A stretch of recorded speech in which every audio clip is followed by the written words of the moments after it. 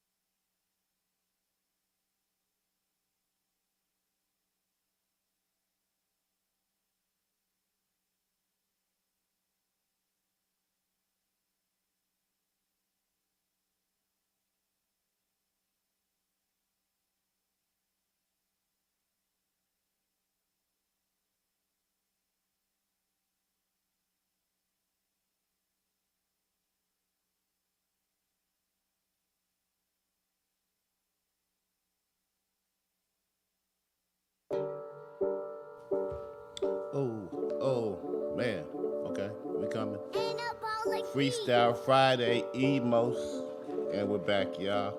How y'all doing out there, America? Good morning. It's the Emos, the Witness Show, coming to you live, directly, every Monday, Wednesday, Friday, again downtown at 120 East Market Street, Wave One Media. I'm your new fresh host, a new political perspective coming to you, giving you analysis from anywhere from Hollywood to the halls of Congress to international news, most importantly, politics. I am your host. This is a Freestyle Friday. We're going to dig into everything from COVID, the stimulus update. Again, you like me on Facebook. I'm on YouTube, Twitter, Instagram, podcast on Spotify. I am your new host, Emos the Witnesses, the Phil Show. What the fuck I look like? Downtown, my man Malik. Let's get into it. Let's get into the news of the week. Going into the weekend, close it out. Let's get some background music in.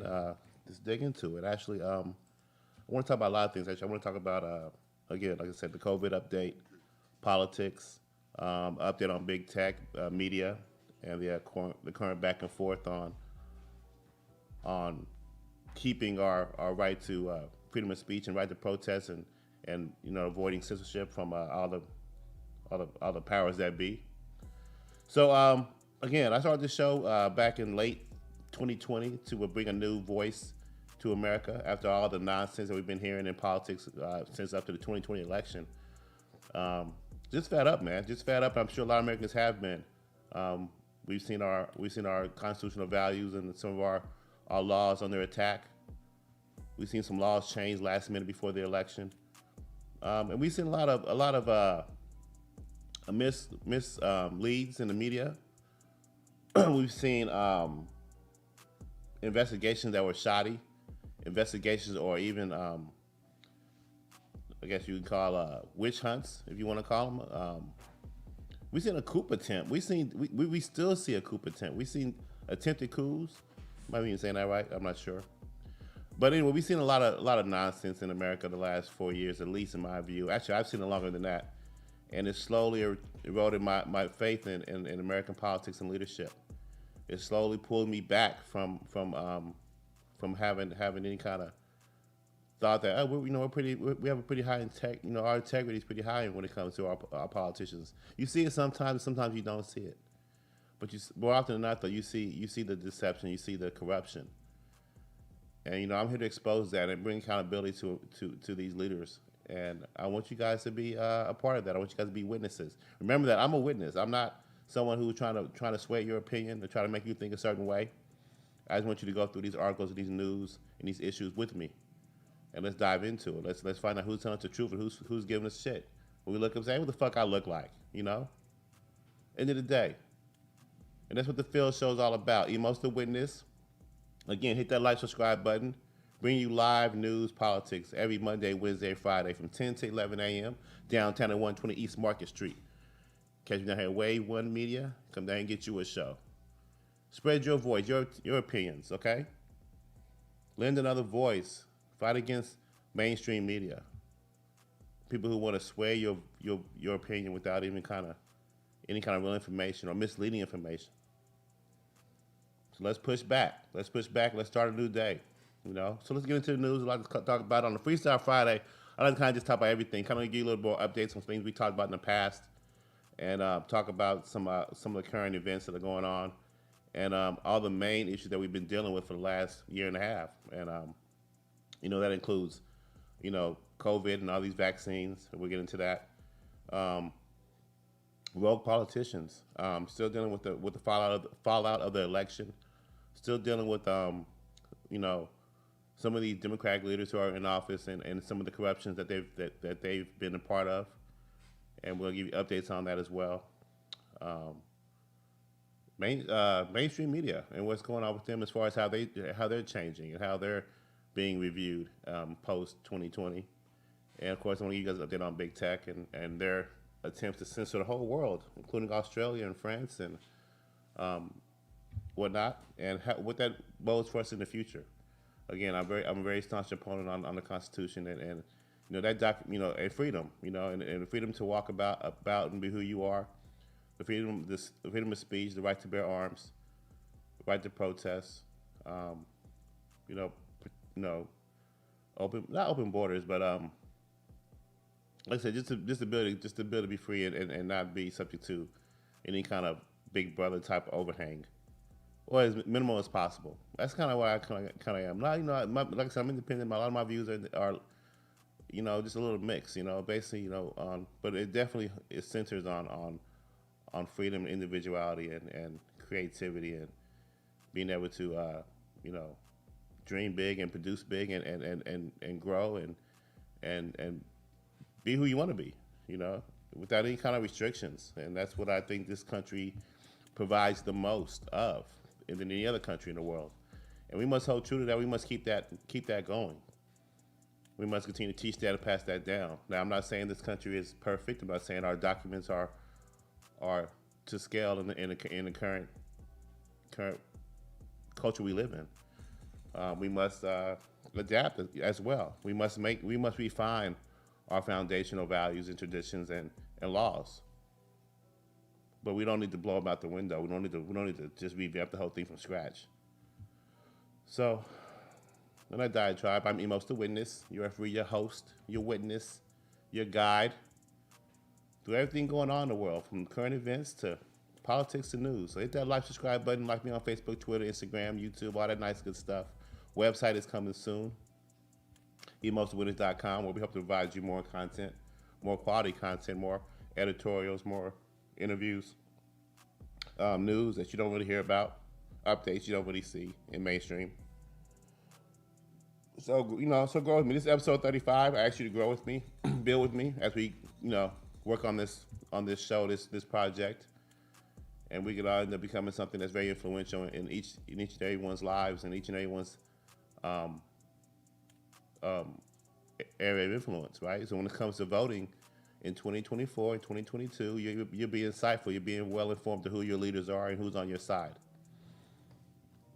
So on Freestyle Friday, like I said, I want to talk about big tech. One thing I think I had this actually happened a few days ago. I wanted to talk about it back on Monday. But there's been mass layoffs in Huffington Post shortly after acquisition by BuzzFeed. So I like to keep track of a lot of liberal media um, sites and groups because they were very harsh, and they still are, on former President Trump.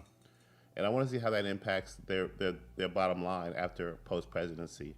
And as you see that Huffington Post has been taking some hits. They actually took dozens of layoffs after BuzzFeed purchased them, which was supposed to be like a separate, distinct news organization after purchase. But to me, that seemed like a little bit of a cover.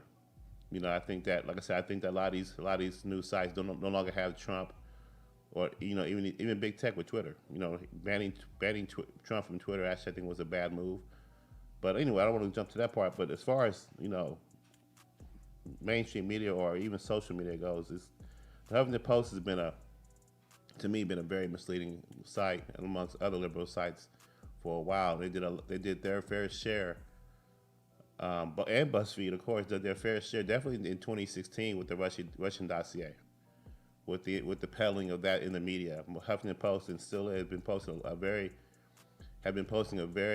liberal viewpoint, slanted viewpoint against the Trump administration, of course, over the past 4 years. And there's a lot of articles that you can cite that supports that. But they were very influential in the Russian dossier and exposing and expanding that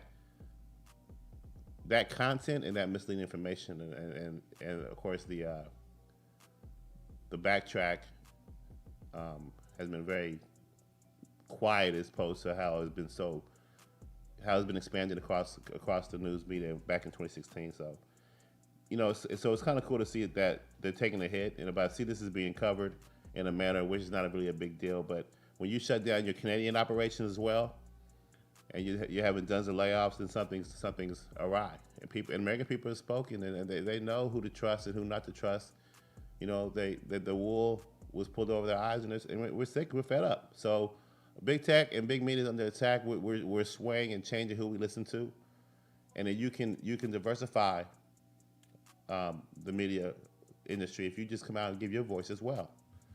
You start writing, you start speaking, you start pushing back, you start reviewing things in a different manner, no longer falling to the group thing. And you will see media become more honest, and have a more honest approach as they present the news to you. And that's all we want. We want the facts. and let us make our own decision. We don't want tyranny. So let's move on.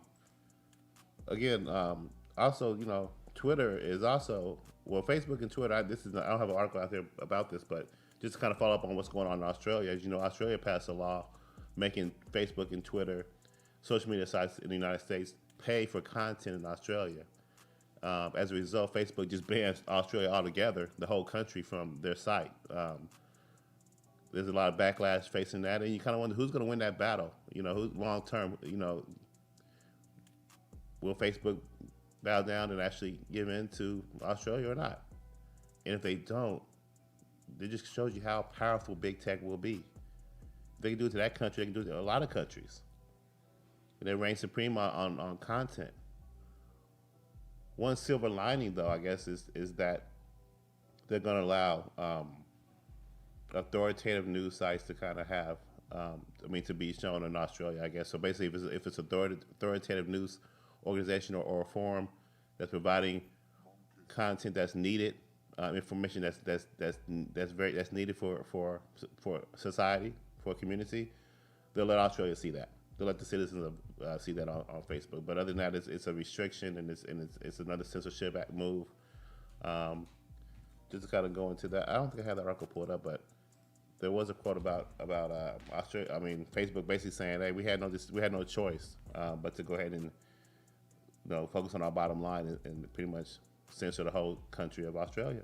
They don't understand. Basically, Australia doesn't understand how their Facebook's users relate to their platform, and there's not really an equation that can calculate pretty much paying them content or whatever. So we'll see how that goes. We'll see who wins that battle. But I know that seems kind of a boring topic, but actually it's very important. Again, it aims at about how social media can influence elections, how it can influence countries, and how it can influence what content you can see and not see. It should be free and open. It should be free and open and diverse. It should be free and open and diverse. It should be open to a point where there's multiple social media sites, and they're all competing against each other for your content, while also providing their own content. Why can't they also show some creativity in themselves?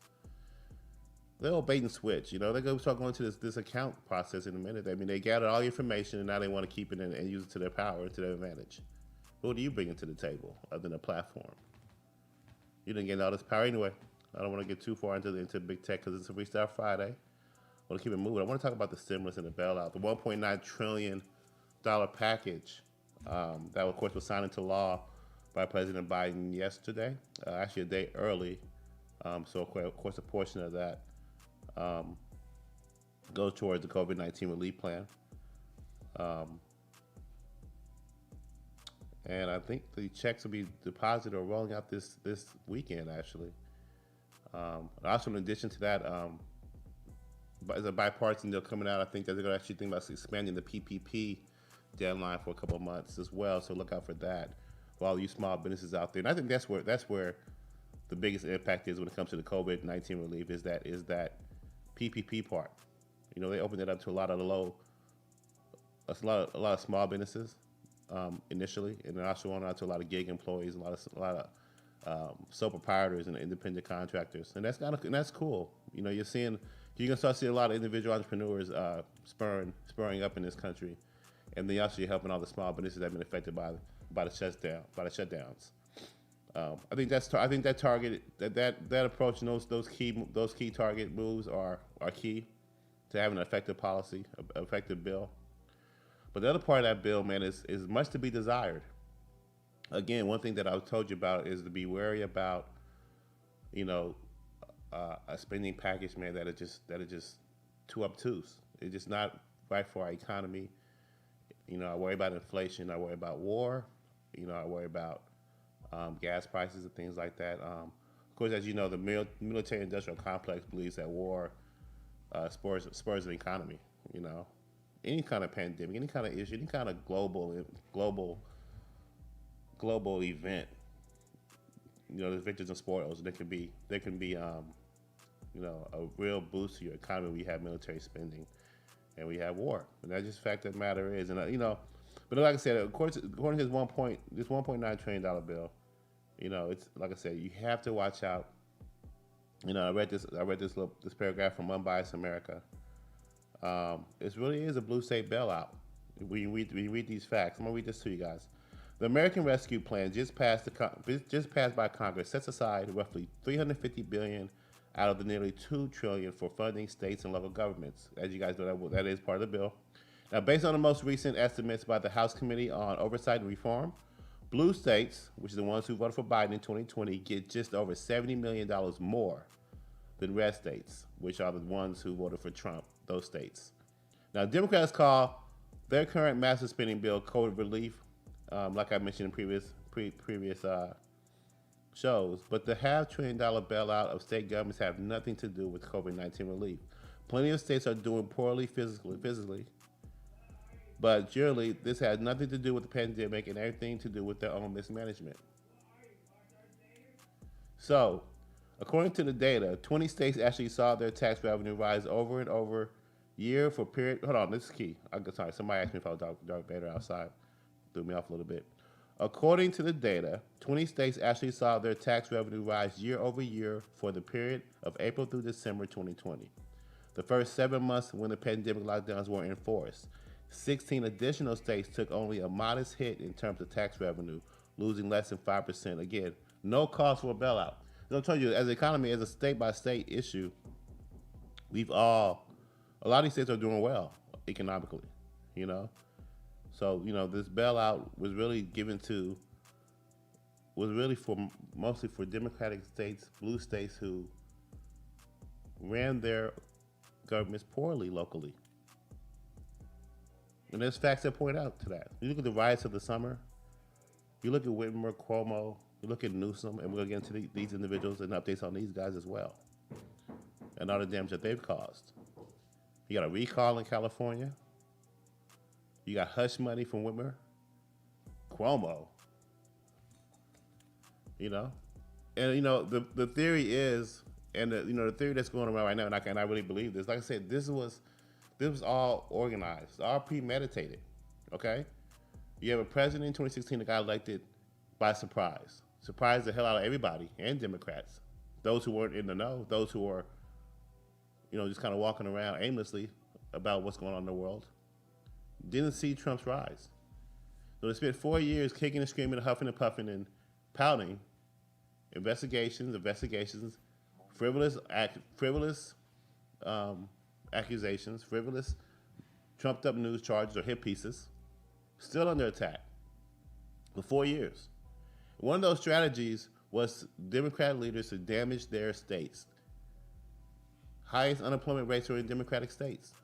According to the Bureau of Labor Statistics, 13 out of 14 states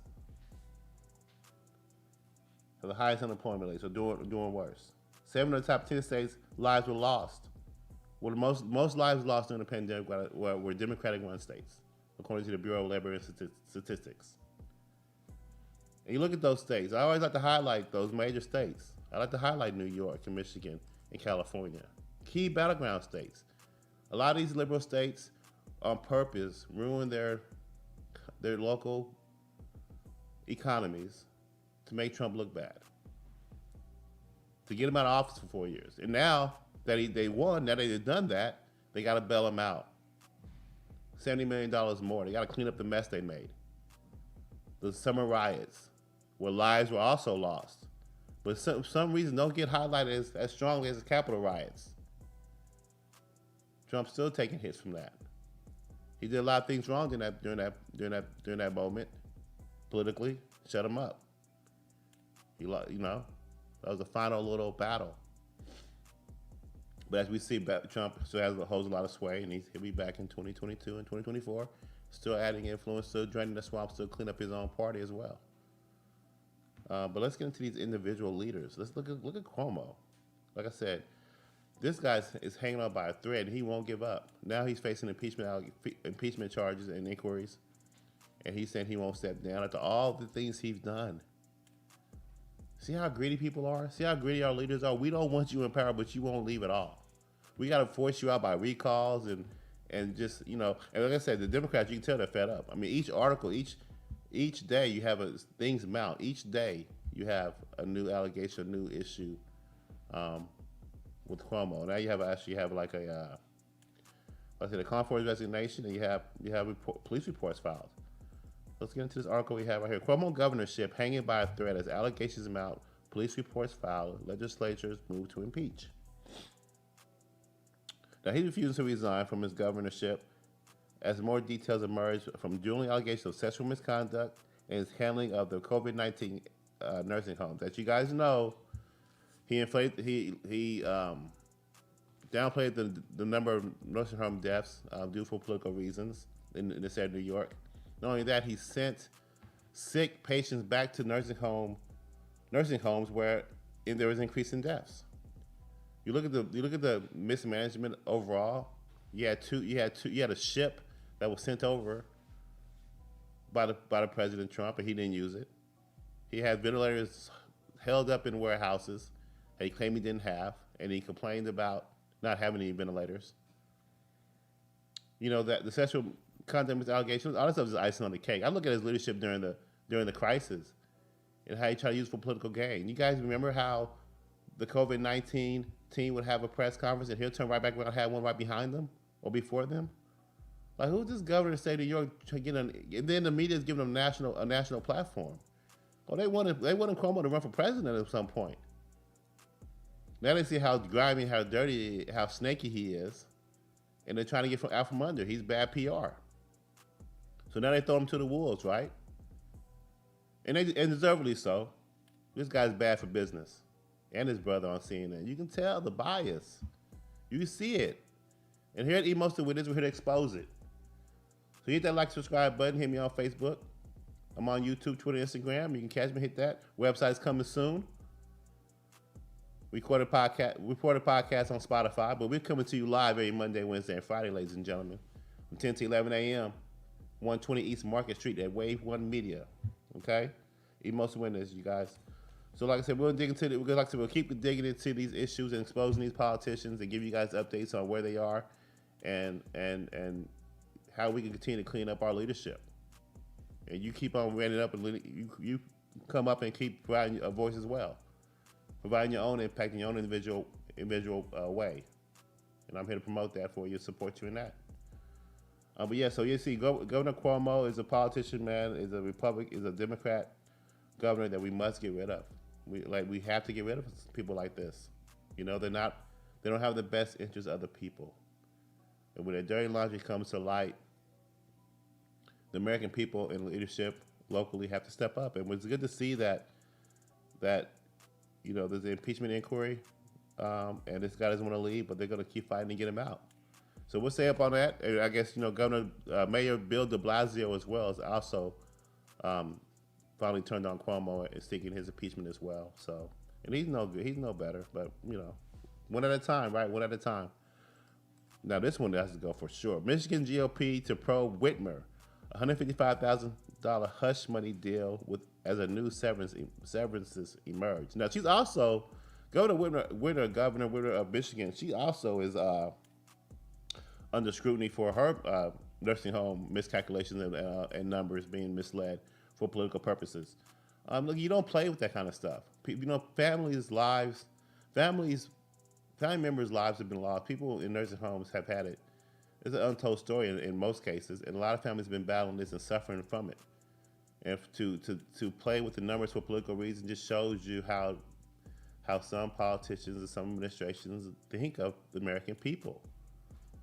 What do they hold? What's their priority? What do they hold dear first? Holding on to power or doing the will of the American people? We don't see that anymore. I don't know how long since we've seen that.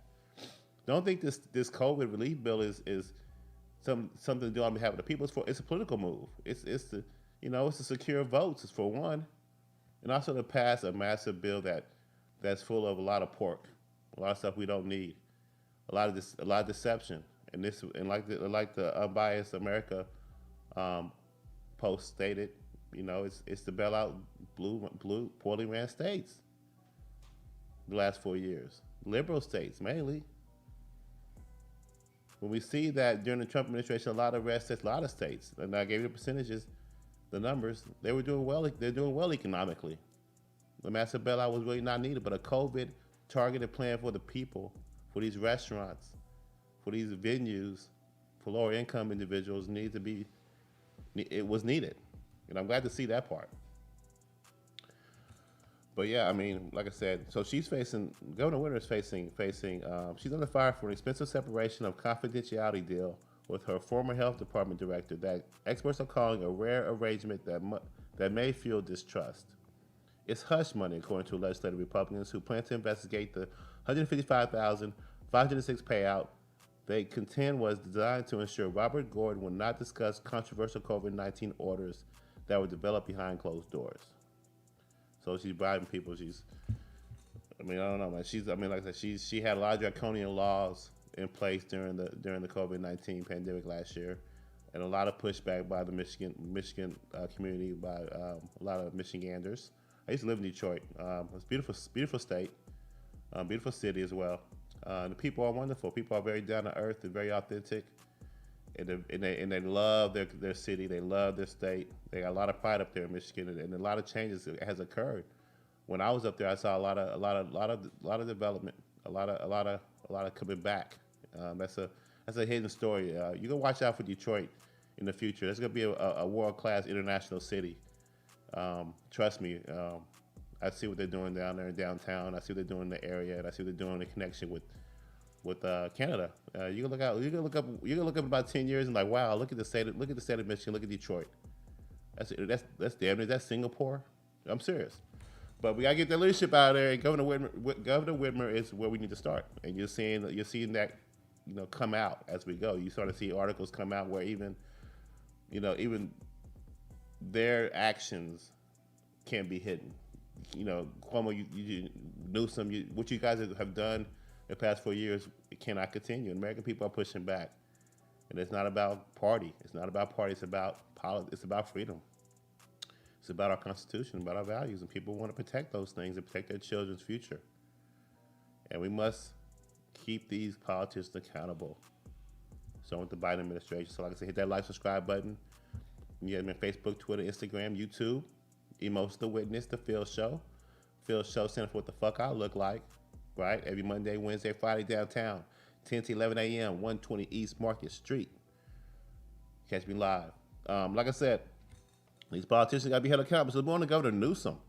Like I said, as we remember, these are all updates on Freestyle Friday. So remember, Governor Newsom is undergoing a recall. They got to get 2 million votes in order to get that rolling. And they have reached that goal, according to the deadline. Newsom recalls effort organizers announced over 2 million signatures collected, reaching their goal. So what's this mean for Gavin Newsom and what's next for his administration? So here's a quote from Orrin Hately, chairman of the California Patriot Coalition, who's heading the Recall Gavin 2020, and she's part of the committee. The people of California are speaking loud and clear. We have cleared another milestone. Politics, as usual in California, are over as we know it to be. So about 1.5 million signatures are needed to trigger a recall election under state law. So from the start, they wanted to reach 2 million in order to ensure they have enough submissions. Okay, that's smart. I'm telling you, because they like to play those politics. Oh, you have 1.4 million. It doesn't count. So they have over 2 million actually. So yeah. So the signatures will be looked at. The signatures will be looked at by officials in each of California's 58 counties to ensure their legitimacy. According to a California Patriot Coalition press release, 1.87 million signatures have been pre-verified internally through an outside third party. They have until March 17th to gather the signatures. And then election officials have until April 29th to verify them. So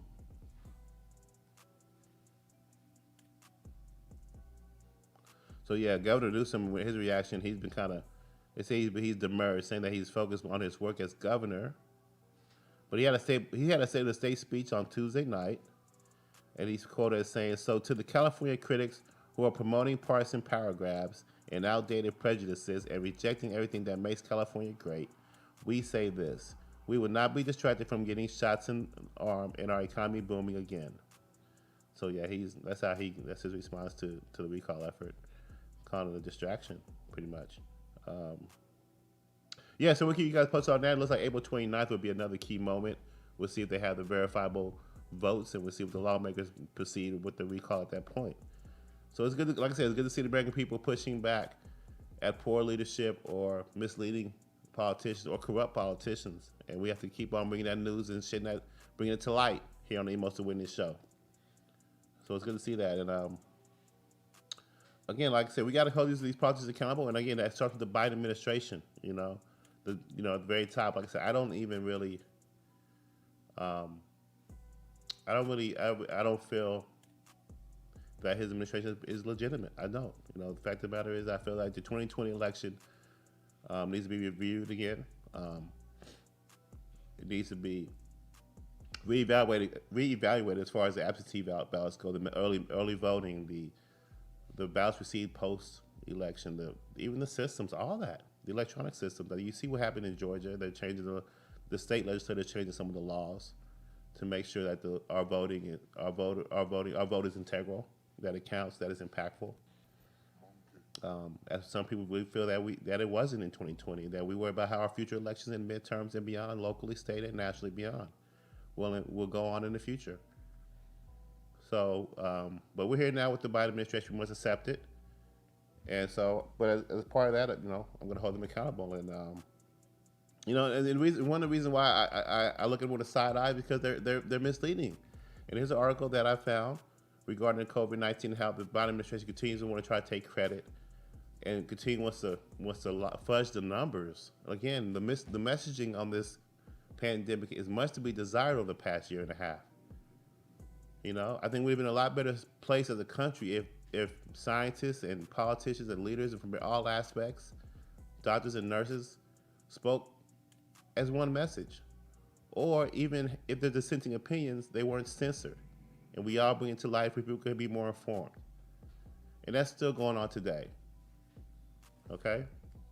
So this article I found on Yahoo: foreign presidents except Trump cut ad. Well, actually, I'm gonna skip this part. This isn't the right one.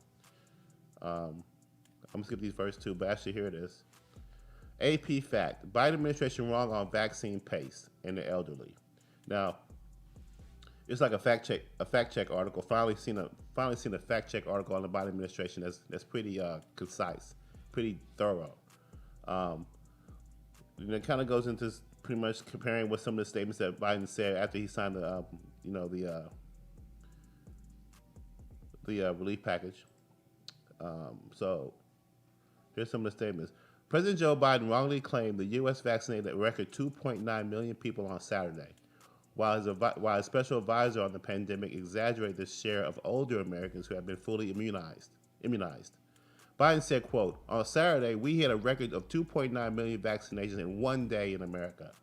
Andy Slavitt, his special advisor to the White House Virus Task Force, also stated, on Saturday, we set an all-time single-day record, nearly 3 million Americans vaccinated, a pace seen nowhere else in the world.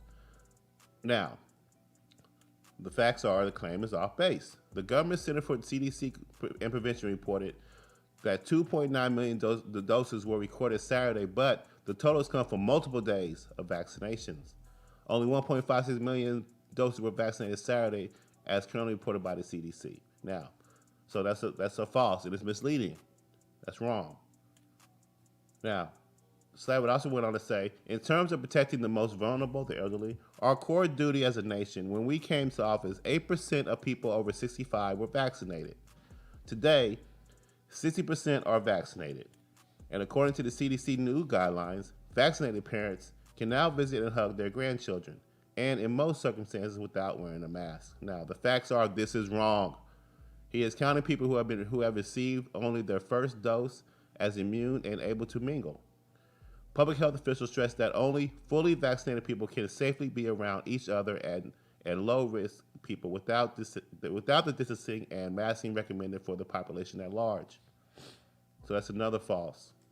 The CDC says that 61% of people over 64 have received at least one dose, but only 31% are fully vaccinated. Oh, up here you said that 60% were fully vaccinated. Okay. Well, anyway, as you guys know, the Pfizer and Moderna vaccines require 2 doses spread over several weeks, and the newer Johnson& and Johnson vaccine requires only 1 dose. But in all cases, it takes 2 weeks to build up immunity before being fully vaccinated. So we gotta watch it for the misleads.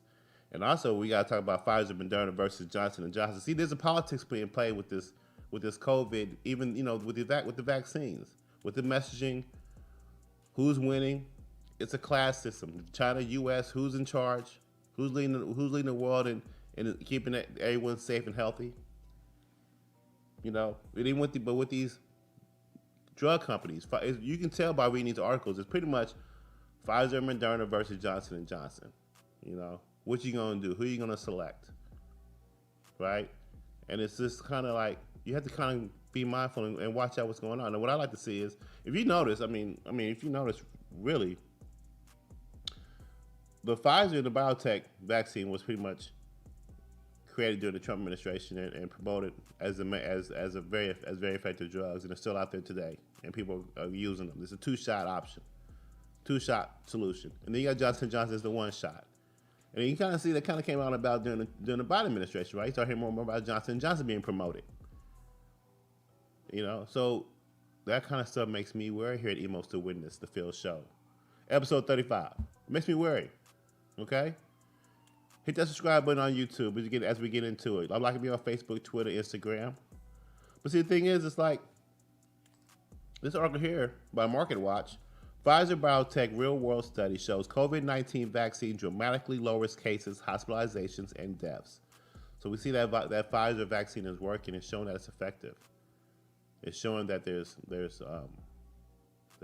has its side effects. I heard, the arm soreness and slight fever. But the Johnson & Johnson vaccine, there's a 60% efficacy rate, and people are skeptical about that vaccine. And how it has a lesser impact. The Pfizer vaccine seems to be pushing pretty strong. The Moderna vaccine seems to be pushing pretty strong. But it just seems like the Biden administration is pushing this Johnson & Johnson 1-shot. Dr. Fauci is saying, pick whatever vaccine is given to you or available to you at the time. And I think that's just a loose way to roll. Definitely when you're worried about how the virus vaccine affects pregnant women. There's still the research. The verdict is still out with that. We have to make informed decisions on this.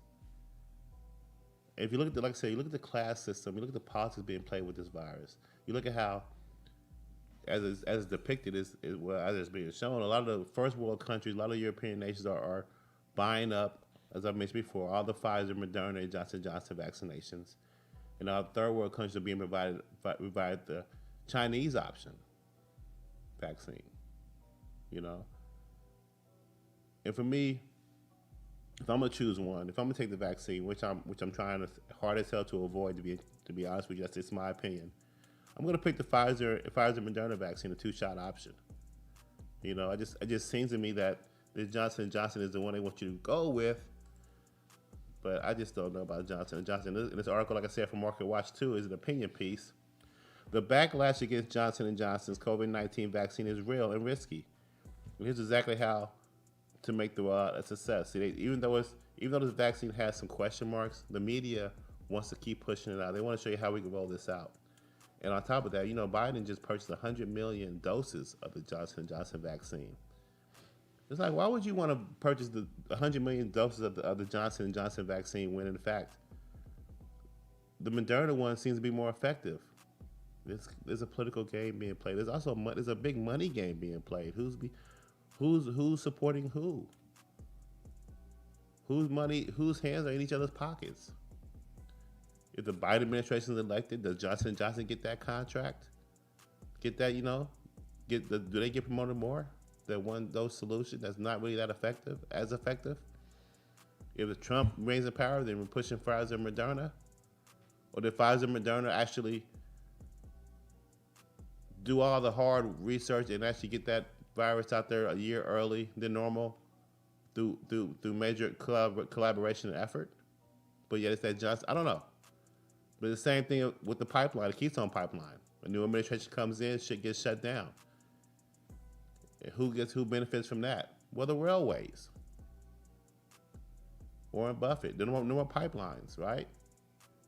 I don't know. I mean, like I said, I'm just, this is what I witness, this is what I see, and I got to question these things, and I want you to witness these things and see, and with me, and dig through the read between the lines with me, let's see what's going on and what the truth really is. It's not just about having multiple options of vaccines, but it's like what are the best options? What is the safest options that we can choose from? It's no option if not no shot at all the best option. you know. But one thing about this article that I thought was pretty interesting is the third paragraph. Talks about the religious aspect about this Johnson & Johnson vaccine. But while many people are excited about the prospects of only one shot, the new vaccine is also getting backlash. Part of that is coming from the lack of clarity about the vaccine's efficacy numbers, like I mentioned.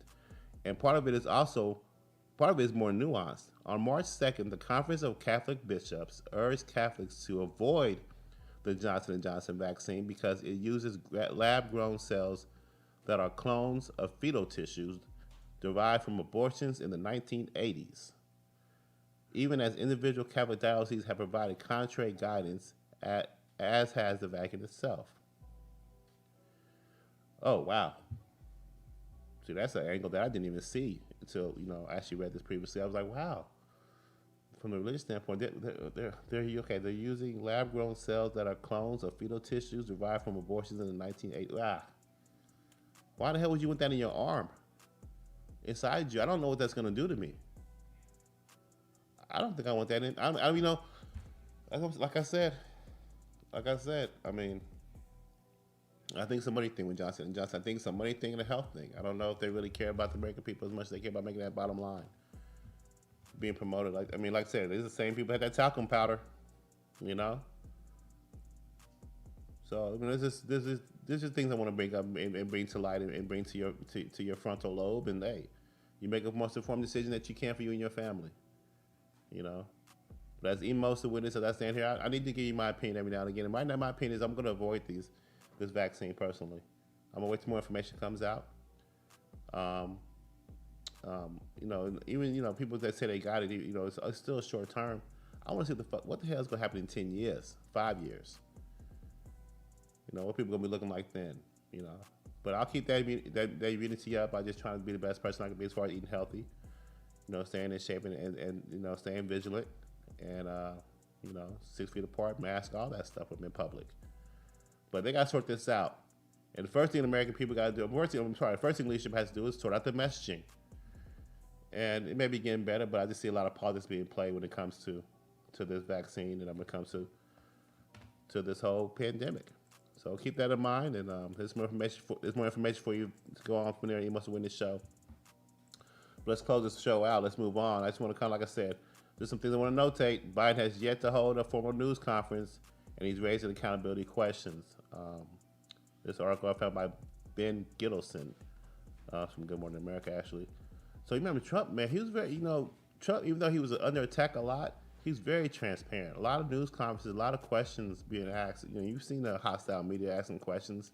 They had to do a lot of calibration as far as how they held those press conferences, but he was very open. Talked in front of the helicopter plenty of times. But man, this again, it just leads to, but you have a total opposite when it comes to Biden. And we also had that same restriction when it came to the Obama administration too. He was very deceptive, very kind of these little one-liners and quips you would hear just passing through, but no real content, no real answering of the questions. A lot of filibuster, a lot of political, maneuvering when it came to answering questions. And apparently, we can't get Biden to do a Q&A. We can't get him to do a press conference. I know he'll fuck it up. I know that he's just old and babbly, and he'll say something that's gonna really show you what they're all about. And that's what these press conferences reveal. They reveal the character. They reveal they give you what the president's thoughts really are. And you get to ask the right questions and see what kind of answers you get. But we can't seem to get him to the podium. This article kind of points to that and points to accountability. Again, the tough exchanges in such a setting can reveal much more to Americans about a president's thinking and test his explanations, as opposed to what so far has been Biden's brief answers, often one-liner quips, in a tightly controlled and often scripted events at the White House. We've seen, I mean, even during the election, we've seen that. Just everything was scripted. No one voted for this guy. There was no enthusiasm. There's no mandate. And now we have German shepherds in secrecy. Why would your old ass get a new dog? Why would your old ass get a new German shepherd? What you need it for with your old ass? Old people don't get German shepherds. Old people get like poodles. They get cocker spaniels. They get like little toy dogs. He had an old German shepherd. He doubles down to get another one. He's not speaking to the press really. And there's a lot of things that a lot of laws have been passed. A lot of global conflicts on the horizon that I think he needs to kind of inform us about. And again, like I said, I just feel like this is a calm before the storm. I feel like, that's what happens. Usually, what happens is that you have a lull where it's kind of quiet, and you kind of see little bills that see the past for the positive, and you kind of see things roll out that you might be happy about. But at the end of the day, there's a lot to be worried about. And here I'm going to dispose that and bring it to your attention here at the Emos to Witness show. And after we close out this episode 35 of the Phil Show, the fuck I look like, I want you to hit that like and subscribe button on Facebook, YouTube, Instagram, Twitter. Like I mentioned, we're downtown at 120 East Market Street every Monday, Wednesday, Friday from 10 to 11 a.m. Catch me down here live. My podcast is stored on Spotify, and the website's coming soon. Again, we're growing as a show. Our show's going to have its ups and downs, but we're going to continue to become quality for you, provide you the content that you need to be more informed, to make better decisions when it comes to your leaders, state, local, and nationally at these election sites. Be informed on the policies and the issues, protecting the Constitution. That's what we're all about here, and your freedoms, and exposing these politicians, these leaders for who they are, hold them accountable. Okay. So as we grow, I'm just your guide. I'm just your witness. I'm just here to just expose truth to light. So we can have a better society if we have better leaders, and you'll be more open and more confident to speak your own voice, and to not fall into the groupthink. Not to be swayed by someone else's opinion, but to hear their opinion and also have your own, and be informed and make your own decisions based on that. That leads and that helps our culture. That helps our diversity. That helps our society become better, as a whole, more creative, more innovative. Can you imagine having innovation rising while with sound leadership backing it, with sound, strong industries? Let's drain that swamp. Let's clean up these industries. Let's hold people to stronger truths. I believe we can do that, and we have a great country as a whole as a result. So let's keep pushing, and let's keep growing as a show. Emos to Witness, Friday, March 12th, episode 35. Be back on Monday. Again, but before I close out, I do want to mention about some of the worries that I have. I think I probably will begin with this actually next on Monday. Again, the foreign policy man has me worried, and the U.S. Conducted a war game against China, and they said we lost badly in the war game. It happened shortly after the coronavirus took off last year. And man, I just want to point out some of the things that China's been doing the last year since the Biden administration came in office. And actually mid to late 2020. I guess they must have knew who was going to be in office pretty soon. But it's been like a lot of simulated war games, but a lot of real life actions. And China, man, recently, let me see. In the midst of the war game, this is actually, this article, I don't know if you have this article up or not. This is one of the last ones, but actual Chinese combat aircraft intentionally flew over the rarely crossed median line of the Taiwan Strait and direction of Taipei an unprecedented 40 times and conducted simulated attacks on the island. And, Taiwan called it disturbing. So, if you imagine, this is actually precedent. So basically, can you imagine, like, another country's or threatening country's planes flying over your state of Indiana 40 times, but not actually dropping the bombs. So just flying over your shit like, nah, you know what I'm saying? We're practicing doing that shit. That's some scary shit. Not only that, they did the same thing to the USF Roosevelt. Um, here's another paragraph part. A large force of Chinese bombers and fighters flew past Taiwan and launched simulated missile attacks on the USS Roosevelt carrier strike group as it was sailing in international waters in the South China Sea. That's the hotspot, you guys. That's the coming war right there. I mean, damn, this is 4 days after Biden took office. This when that happened. Chinese ain't scared of us. They know they got us by the balls. And then, like I said, countries such as the United States and large countries like Russia and China, they conduct what they call war games. Simulation, they're practicing, if we got a war with each other, who would win? So they have these simulated, maneuvers that they work, these chess maneuvers that they do to see the result. And they said, and our generals said we're losing badly. We will lose badly. So I hope we have another strategy. But this article goes in depth about all that. But just to point out some key points. There's another part that pretty much scared the shit out of me.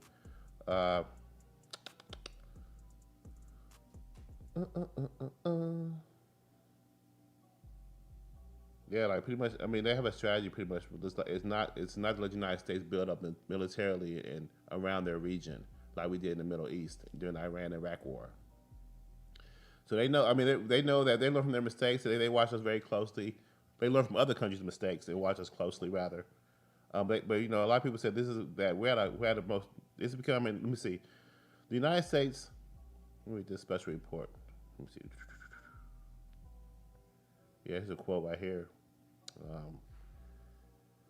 This month, the Council on Foreign Relations released a special report, The United States, China, and Taiwan, a strategy to prevent war, which concluded that Taiwan is becoming the most dangerous flashpoint in the world for a possible war between the United States and China. Admiral Phil Davidson warned that he believes China might try to annex Taiwan in this decade, in fact, within the next 6 years. So yeah, China is on the offensive, man. They're on the offensive in India, on the border of Kashmir. Their investments in Africa. Of course, as you know, the issue with the COVID, like I said, man, the coronavirus was created by China.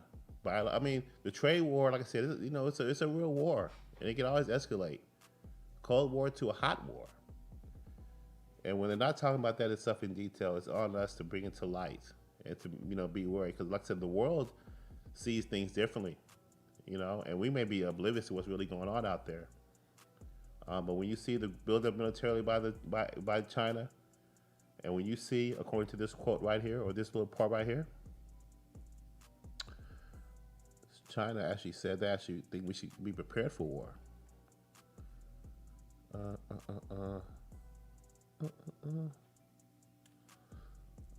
So, in the early 2000s, China experts and military analysts in the Rand Corporation were given a trove of classified U.S. intelligence on Beijing's military plans and weapons programs, and were asked to a war game competition. 10 years into the future. Wow. So yeah, that's something I want you guys to keep in mind. We'll keep track on that and what's going on in the South China Sea and the Chinese build up and do we want to go to war with them or not? I don't think we want to. I think we want peace through strength, which is where we were headed. Now we have a new review of the whole policy, and we just have to turn around and see what happens. We turn around and see if China will want us to be passive or they want to be aggressive. And if they're passive, we think that maybe they're in our pocket still. It kind of confirms the whole Biden corruption with China and Ukraine as well, right? It's all connected. And you have a new administration, policy change, and demeanors change, attitudes change. I know China did not like Trump. I know Trump held him accountable and was, to me, was winning the trade battle. And we'll see where that leads us, man. I know that, Biden has gave warnings to Iran. Maybe how real that is, I don't know, but he hasn't really said too much about China yet. But he's watching them, and we'll see what happens from that. And hopefully we'll come watch this next as we close out. As you guys know, that Godzilla and King Kong is coming March 24th. They finally gave us a date, 2 days ahead of schedule. As I mentioned, to me, this is the allegorical China versus United States battle, King Kong versus Godzilla. And I started to see the previews last night. Nice, good right hook from King Kong to the jaw of Godzilla. This looks to be a good movie. I think you should check it out. So maybe it's a little foreshadow. We'll see who wins that battle. Maybe it's a little foreshadow between the real China and the United States, right? So everything is everything. Hopefully a lot of this politics and a lot of these issues that gives us fear and build up is usually just for entertainment too, a little bit, huh? Hopefully that we can watch this movie and it can relate to real life and maybe let us know that real life isn't something to be taken so seriously. So we can enjoy life, enjoy the future, and look forward to a lot of great things, and not let these leaders, you know, change our lives and impact us in such a negative way. So, but we keep on attacking, we keep on battling. And here, Emo's to Witness show. I want you guys to have a great weekend. Enjoy your day. Enjoy this nice weather. Enjoy some great basketball, and we'll see you guys on Monday. Have a great day, and I'm out.